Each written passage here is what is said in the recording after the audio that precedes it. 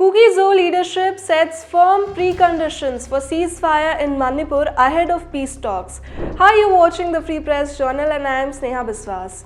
In a significant development in Manipur ahead of the scheduled peace talks on April 5 in New Delhi, the Kuki-Zo leadership in Sadar Hills, Kangpokpi district has laid down three non-negotiable preconditions for any cessation of hostilities with the Meitei community.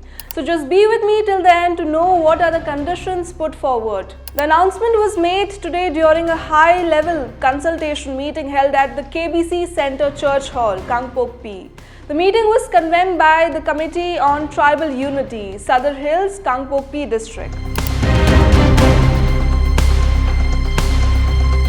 The consultation brought together a wide spectrum of stakeholders from the Kuki-Zo community, including representatives from the Kuki-Zo Council, Sadar Hills Chiefs Association, Kuki-Inpi, student unions, women's groups and tribal organizations. Influential community intellectuals, social activists and prominent public figures also participated in the deliberation to collectively determine the community's stance.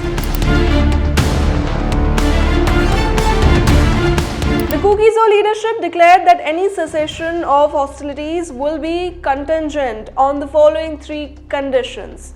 First, no cross movement. The movement of Meitei individuals in Kuki-Zo dominated areas and vice versa must be strictly restricted to prevent further clashes and ensure community safety.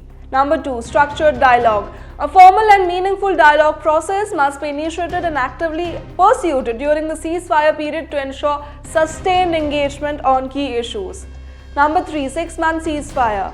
Hostilities must be halted for a minimum period of 6 months, providing a stable window for constructive negotiations and confidence-building measures. The declaration comes just days before the Ministry of Home Affairs is set to host peace talks between representatives of the Kuki-Zo and Meitei communities in the national capital.